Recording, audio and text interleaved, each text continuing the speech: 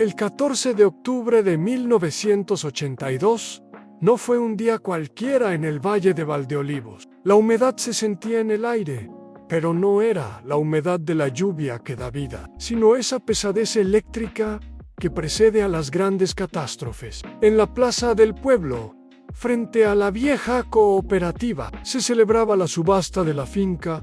La despreciada era un terreno de 40 hectáreas que nadie quería. Estaba lleno de piedras calizas, con una pendiente que desafiaba a cualquier tractor moderno y un suelo tan pobre que los ingenieros de la capital, que habían venido meses antes con sus maletines y sus densímetros, lo habían calificado de irrecuperable. Es un cementerio de fósiles, decían en la barra del bar. Quien compre eso no está comprando tierra, está comprando su propia ruina. Don Ricardo estaba allí. Don Ricardo era el hombre que representaba el progreso. Tenía los tractores más grandes, los hilos más brillantes, y creía firmemente que con suficiente nitrógeno y fosfato se podía obligar a la tierra a obedecer. Él no quería la finca para plantar, la quería para ampliar su camino de acceso. Para él, ese suelo valía lo que valía el escombro, pero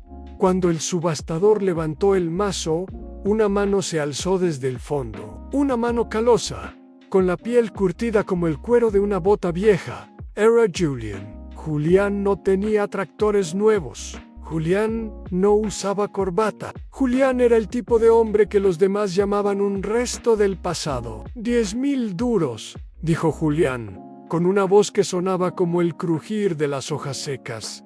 A la plaza se quedó en silencio. Luego, una carcajada estalló desde la posición de don Ricardo. Julián, hombre, ¿para qué quieres ese pedregal? ¿Para criar lagartos?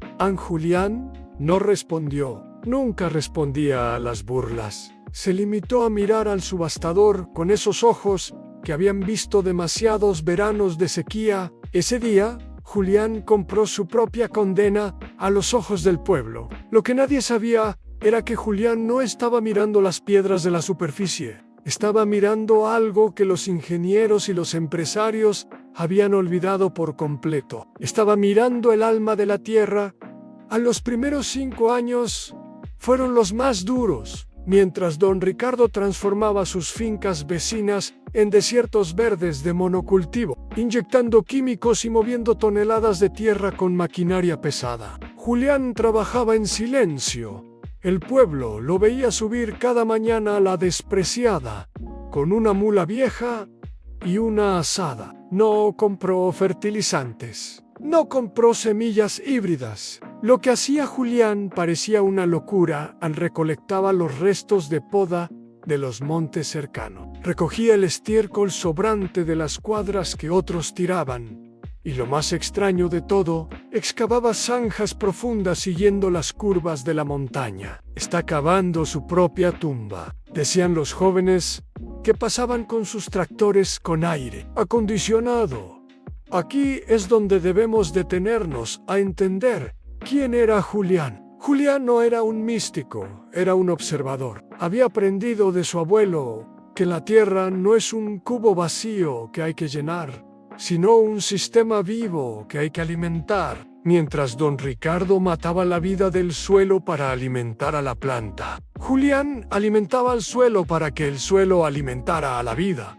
Dedicó meses enteros a construir lo que en voz del campo llamaríamos hoy barreras de infiltración, pero que él llamaba simplemente el descanso del agua. Usaba las mismas piedras que todos odiaban para construir pequeños muros. Cada piedra que Julián movía a mano era un soldado en su ejército contra la erosión. A menudo se le veía sentado en la linde al atardecer, simplemente mirando. No hacía nada, solo observaba cómo se movía el viento, dónde se acumulaba la humedad en las mañanas de rocío y qué tipo de hierbas espontáneas empezaban a colonizar los huecos entre las rocas. Don Ricardo, en cambio, estaba en la cima de su éxito. Sus cosechas eran masivas. Los bancos le daban créditos para comprar más máquinas. El futuro es la eficiencia, Julián, le dijo una vez que se encontraron en el camino. Tus métodos son románticos,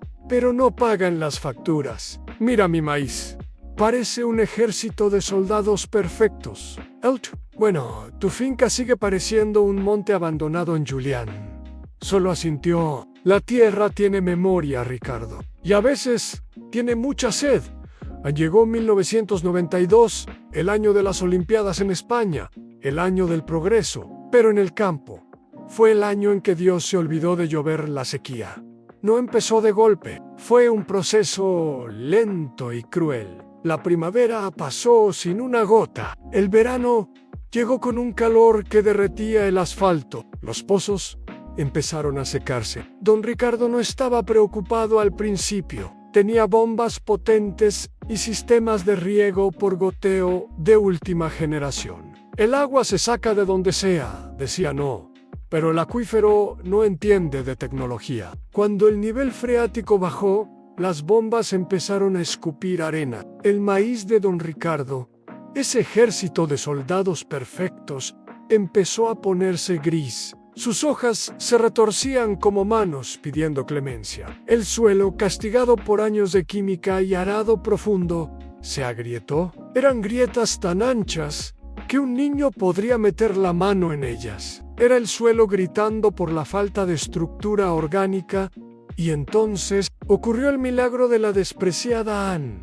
Mientras todo el valle se volvía de un color pajizo y muerto, la finca de Julián empezó a mostrar un verde oscuro, casi negro. No era un verde exuberante de riego, era el verde de la resistencia. Sus olivos, plantados entre las piedras y protegidos por los muros de roca, no solo estaban vivos, sino que estaban cargados. ¿Cómo era posible? Los ingenieros regresaron. Esta vez no traían densímetros. Traían asombro en Julián. Les mostró sus zanjas. Estaban llenas de materia orgánica en descomposición, actuando como una esponja gigante. Los muros de piedra que había construido a mano no eran solo decoración, habían creado microclimas, reteniendo la humedad de la noche y protegiendo el suelo del sol abrasador. Julián no había regado sus árboles. Había enseñado a sus árboles a buscar el agua que él había guardado para ellos durante 5 años bajo tierra. Don Ricardo fue a visitarlo una tarde. Ya no sé, sus tractores estaban parados en la nave porque no había cosecha que recoger y el combustible era demasiado caro para desperdiciarlo en campos muertos. ¿Cuánto quieres por el secreto, Julián?, preguntó Ricardo. Con la voz quebrada por la derrota financiera, Julián se levantó de su piedra, se sacudió el polvo de los pantalones y le dio una respuesta que hoy, décadas después, sigue resonando en las escuelas de agronomía. No hay secreto, Ricardo, solo hay paciencia. Tú trataste a la tierra como a una esclava, y la esclava se ha muerto de cansancio. Yo la traté como a una madre, y una madre siempre guarda algo de comida para sus hijos, incluso en los años de hambre. Mientras en la finca de Julián, el silencio solo era interrumpido por el canto de las chicharras y el roce de la azada contra la piedra, en la oficina de don Ricardo el sonido era muy distinto. Era el sonido de las calculadoras, de los teléfonos que no dejaban de sonar y del crujir de los sobres bancarios al abrirse. 1993 fue el año en que el dinero dejó de ser barato. Los intereses subieron. Los precios del cereal cayeron por los suelos debido a la competencia de los mercados globales. Y de repente, la eficiencia de Ricardo se convirtió en su soga. Sus máquinas, esas maravillas de acero y tecnología que tanto había presumido frente a Julián, ya no eran activos. Eran deudas con ruedas. Don Ricardo pasaba las noches en vela. Su rostro, antes rosado y orgulloso, se había vuelto grisáceo. Se le veía caminar por sus campos de maíz secos, no para observar la tierra, sino para echar cuentas mentales que nunca cuadraban. Había apostado todo a la cantidad, y cuando la naturaleza le negó el agua y el mercado le negó el precio, se quedó con las manos vacías. ¿Cómo es que él sigue allí? Se preguntaba Ricardo mirando hacia el monte de Julián. Él no tiene abonos complejos, no tiene herbicidas de última generación, no tiene un sistema de riego presurizado, debería estar muerto de hambre.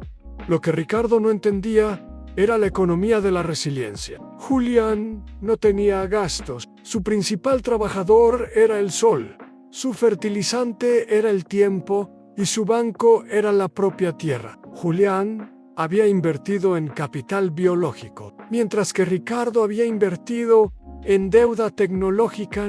Un día de agosto, un joven del pueblo llamado Lucas, el hijo del mecánico que arreglaba los tractores de Ricardo, subió a la despreciada. Lucas estaba estudiando ingeniería agrónoma en la ciudad y venía lleno de gráficos de NPK, nitrógeno, fósforo y potasio, y tablas de rendimiento. Encontró a Julián bajo un olivo centenario, comiendo un trozo de pan con aceite y tomate.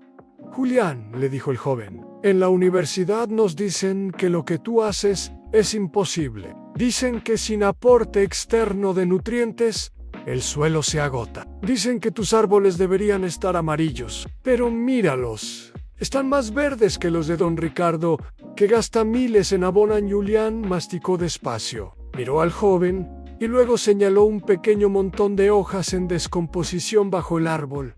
Lucas, en tu universidad te enseñan a alimentar a la planta, dijo Julián con esa calma que desesperaba a los impacientes. Pero la planta es solo el invitado a la cena. Yo lo que hago es preparar la cocina. Julián se arrodilló y con sus manos desnudas apartó la primera capa de tierra. Lo que apareció debajo no era el polvo seco y sin vida de las fincas de Ricardo. Era una tierra oscura que olía a bosque húmedo, llena de pequeños hilos blancos que parecían telarañas.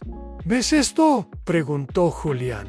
Esto son los hilos de la vida. Mi abuelo decía que la tierra es como un pan que se está amasando siempre. Si matas la levadura con venenos y con arados que dan la vuelta al mundo, el pan nunca sube. Estos hilos conectan mis árboles con las piedras profundas. Ellos sacan el alimento que tú crees que hay que comprar en sacos de plástico ese día. Julián le explicó a Lucas, y aquí es donde tu audiencia de Voz del Campo aprenderá sin darse cuenta el concepto de la micorriza y la biología del suelo, pero usando el lenguaje de un sabio antiguo. Explicó cómo cada piedra que él no había quitado servía de refugio para la humedad, y cómo cada zanja llena de leña vieja se convertía en un banquete para los hongos que protegen las raíces. Lucas tomó notas durante 3 horas. Por primera vez en su carrera, entendió que la agronomía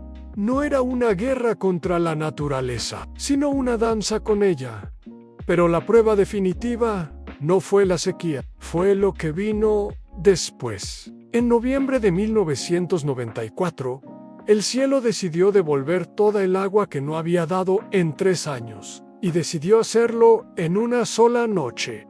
Empezó como una lluvia fina, pero para la medianoche era una catarata sólida. El estruendo en el valle de Valdeolivos era aterrador. Se oía el rugido de los barrancos que llevaban décadas secos en las fincas de don Ricardo. Ocurrió una tragedia silenciosa pero devastadora. Como el suelo había sido arado profundamente y estaba desnudo, sin cobertura vegetal y sin estructura orgánica, el agua no se filtró. Se convirtió en una lámina de barro que empezó a arrastrar la capa fértil. En Ricardo, desde su ventana, veía con horror cómo su tierra, el activo por el que tanto había pagado, se convertía en un río de chocolate que bajaba hacia la carretera. Estaba perdiendo siglos de fertilidad en unas pocas horas. La química no pudo sostener el suelo. Las raíces débiles de sus plantas híbridas no pudieron sujetar la ladera. Sus tractores nuevos estaban hundidos en el lodo hasta el eji.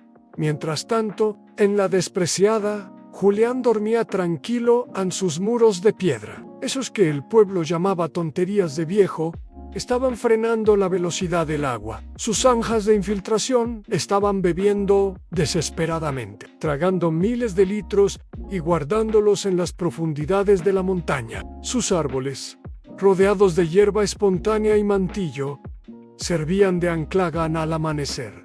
El valle era un desastre. La carretera estaba cortada por toneladas de tierra que habían bajado de las fincas industriales. Los campos de Ricardo parecían paisajes lunares, llenos de cárcavas y cicatrices, donde antes había llanuras perfectas, pero cuando la gente del pueblo miró hacia arriba, hacia la finca de Julián, vieron algo increíble. No había bajado ni un gramo de tierra de su monte. El agua que salía de sus lindes no era marrón y espesa, era clara. Su finca había actuado como una esponja gigante. Julián no solo había salvado su cosecha, había salvado la montaña.